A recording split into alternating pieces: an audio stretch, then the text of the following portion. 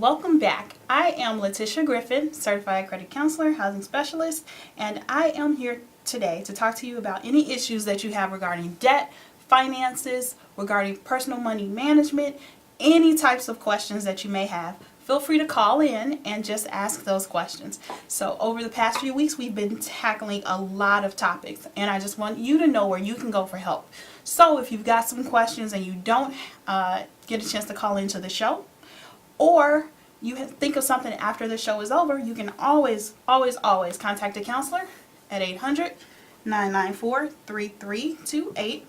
And I do want you to pay attention to the website, because that's a great resource when you're dealing with finances, when you're dealing with money issues, and you don't know who to turn to. You can go and chat online with a counselor directly, and it's a real live counselor, and answer all of your questions, your concerns, any types of problems that you may have. So over the past few weeks, we've talked about what you can do to improve your credit. We've talked about looking at your budget. We've talked about dealing with collection agencies. We've talked about dealing with bankruptcy. Any of those problems, any types of issues that you're having, feel free to give us a call and ask those questions today. Now, a huge thing that I want you to pay attention to, we talk about credit all the time on this show, and credit is very important, especially when you're looking to see what you qualify for. I've been speaking with a lot of people that are trying to improve their credit, improve their credit standing, and just start to build wealth. So the first key to that is actually knowing what you do qualify for and knowing that your finances are in order. The way for you to get started with that is just simply looking at your credit report. Can't stress that importance enough. Look at your credit report and make sure you're doing it throughout the year so that you know what your credit standing is, because you cannot get anything nowadays without credit. No matter what age you are, no matter the income you make, no matter where you live, it's not important. What's important is that credit score. And the credit score ranges, there's a range for the credit score, and it typically ranges from about 350 to 800, depending on which bureau you're looking at. Some bureaus go higher than that, and they go to 850. So we'll talk about that in a minute, noticing the difference, noticing what you can do with your score, and how to keep it accurate. Looks like we've got our first caller. Hi, welcome to the show. Hi, how can I stop a garnishment? I'm sorry, I didn't hear you. How can I stop a garnishment? Oh, great question. Now, when you're dealing with garnishments, a lot of people don't even realize it until it's too late. So if you are dealing with a garnishment and you've got some problems and you don't know what to do with it, the first thing that you need to do is find help with your situation. You can contact a counselor, and they can give you lots of great tips, advice, and resources for dealing with that garnishment. Now, when you're thinking about that garnishment, though, the real reason that they're garnishing, they're taking money out of your paycheck because you owe a debt. So you do need to figure out if it's a valid debt or not. And if it is not valid and they're taking money out of your paycheck, or you're being garnished, then you need to seek help.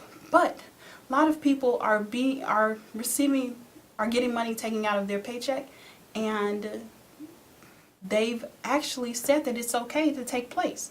So I point this out because there is a huge difference between what's called a wage garnishment and a wage assignment.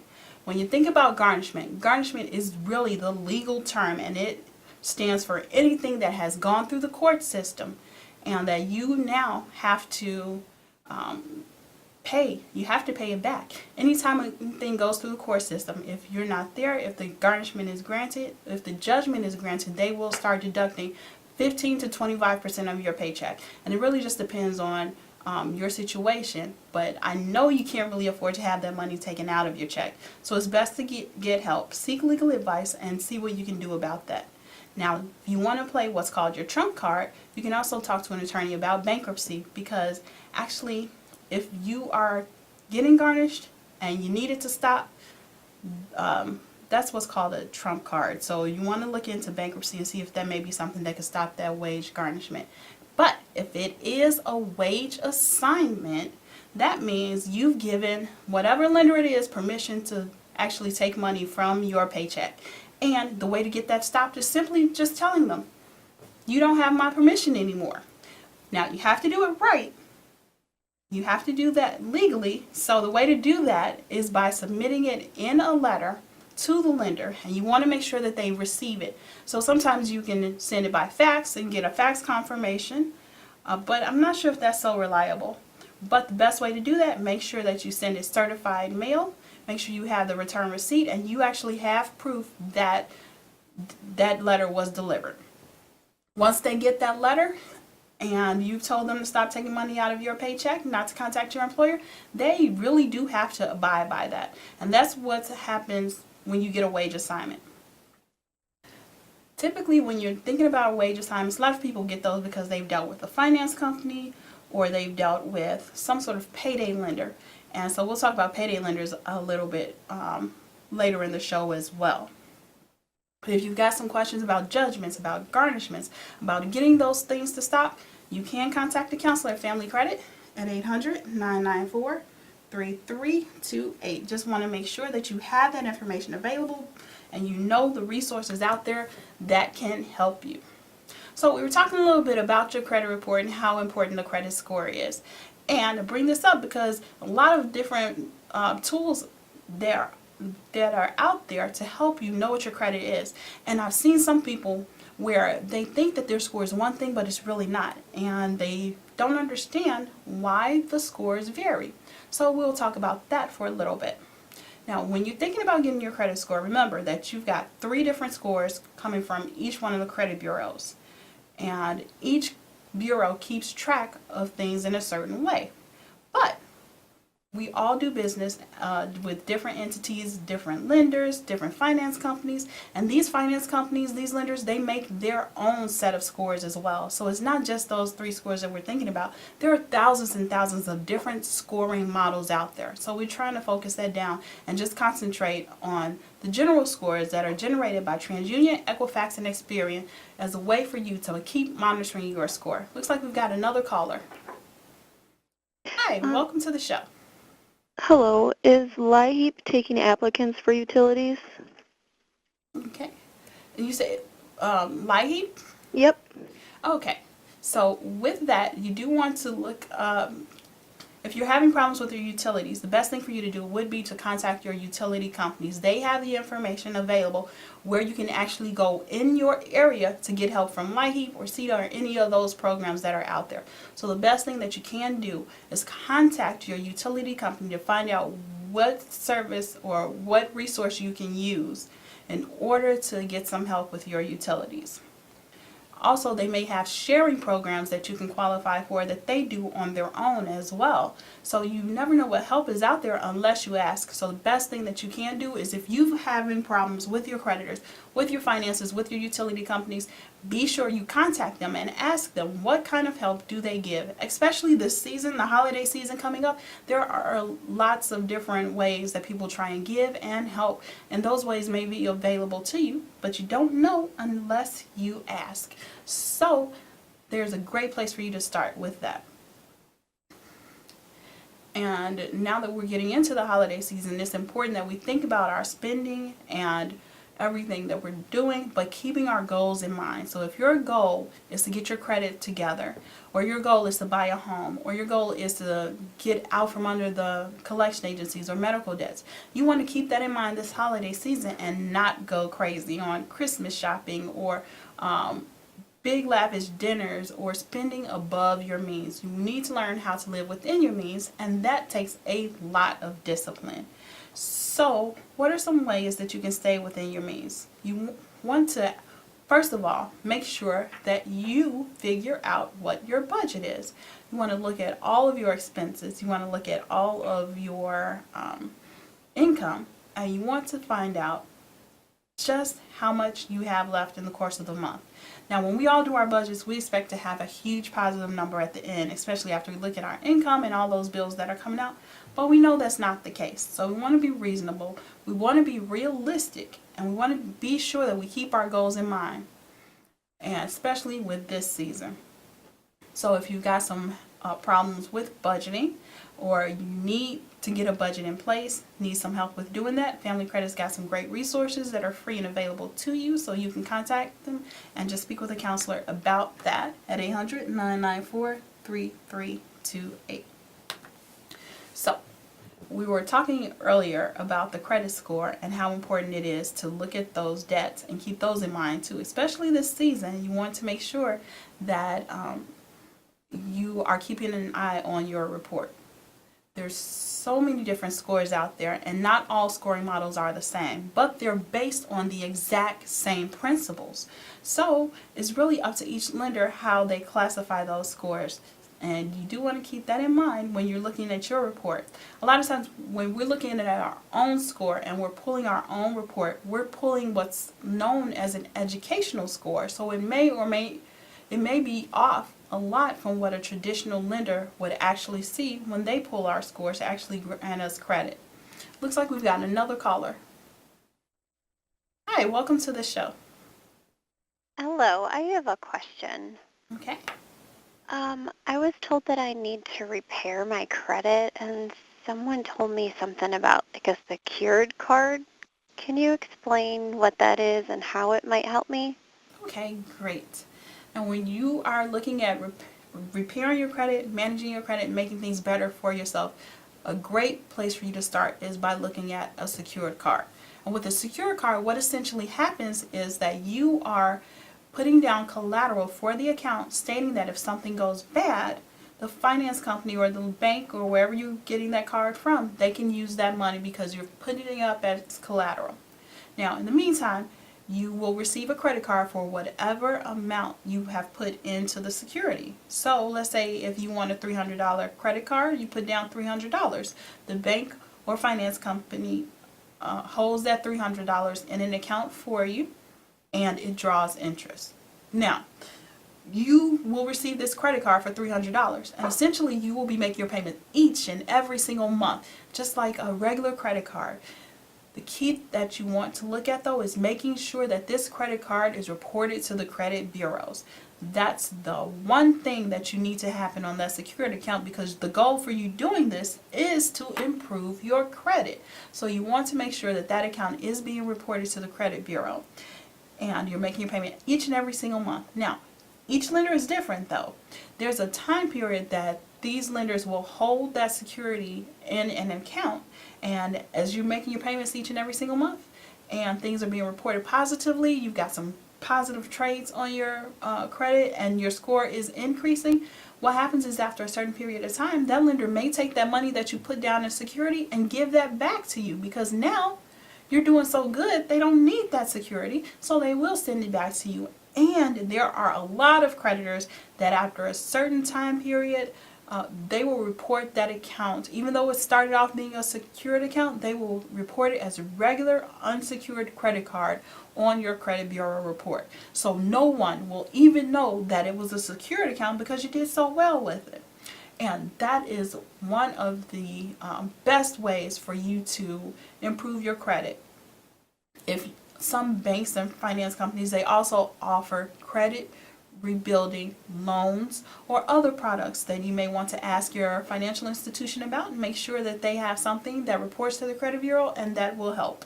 You want to be careful not to look at those internet cards that are out there.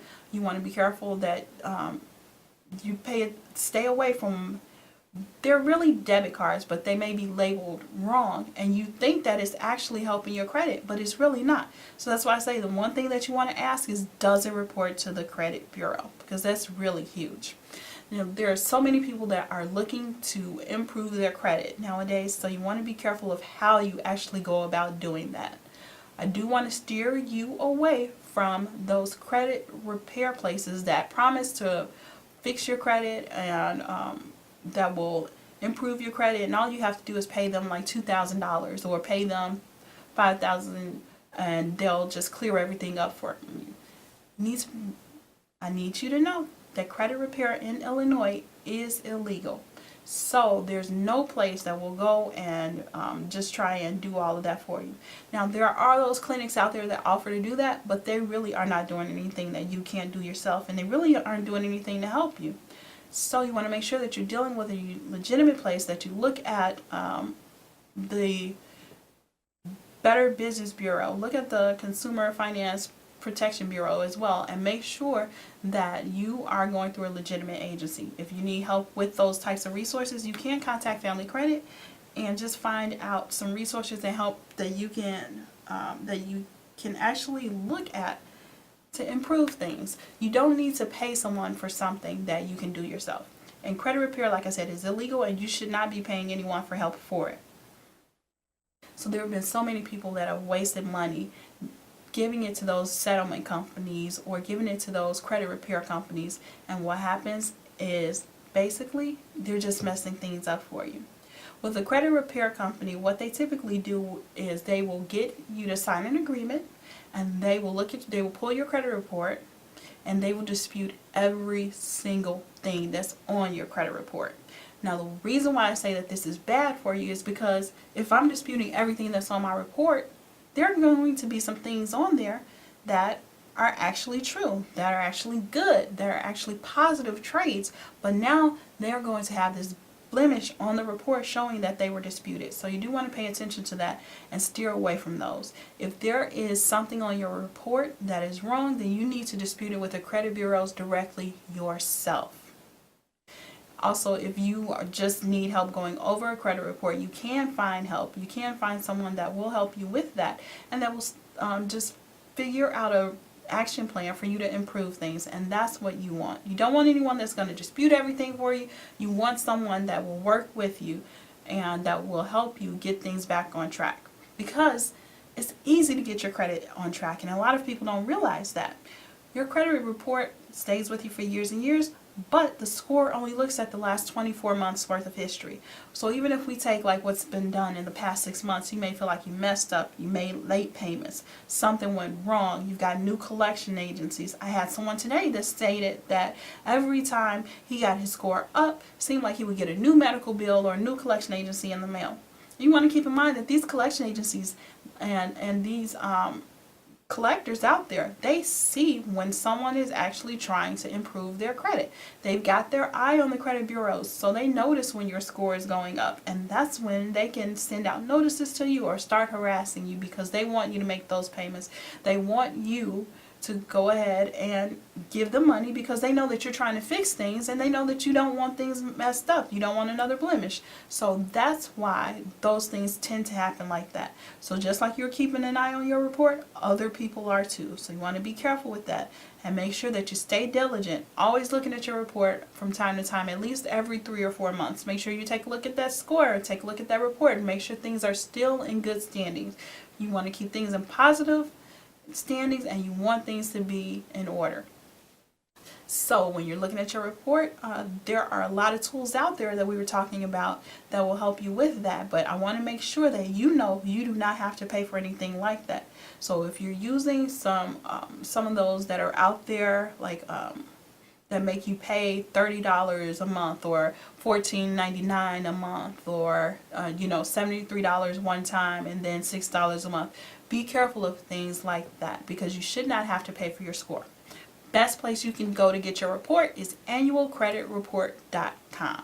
With that, you get access to your credit report and you get a free score as well. So you want to go to the legitimate sites. You can also go directly to the credit bureaus themselves, but just watch out, because they are there to make money. There are services out there that will advertise for you to pay monthly for credit monitoring. But there are other tools out there that are free as well that you can utilize, that don't charge you, and that give you a general idea of what your score is. So you want to make sure that you look at those, and if you've got any problems or questions, or let's say you cannot even find your report, you try to access it. A lot of times when you access it online, they ask you the identifying questions, and they ask you to identify yourself, put in information about your past, or where did you live, what kind of car you own, and sometimes we can get those questions wrong. So you need to contact the bureaus directly, or you can contact the counselor at Family Credit and just have them go over your report with you, and they can help you get access to it, whatever you need when you're looking at your report and trying to improve your score. You want to make sure that you stay diligent with that and always monitoring your report and your score. Remember, like I said, the last 24 months, that's what counts. So it does take discipline, but you need to keep your goals in mind for whatever it is that you want to accomplish. If you're having problems with collection agencies too, well, we talk a little bit more about the cease and desist process within the next few weeks. We'll talk about how you can work on just improving things for yourself and making sure that you're staying under your credit limit and other tips like that you need to maintain positive credit and improve your credit. Don't want you out there thinking that there's no use, or that you know your credit is bad, or you don't know where to go for help, because there is help out there. There's a lot of resources that you can do online as well, and you can contact someone for help, such as the counselors there.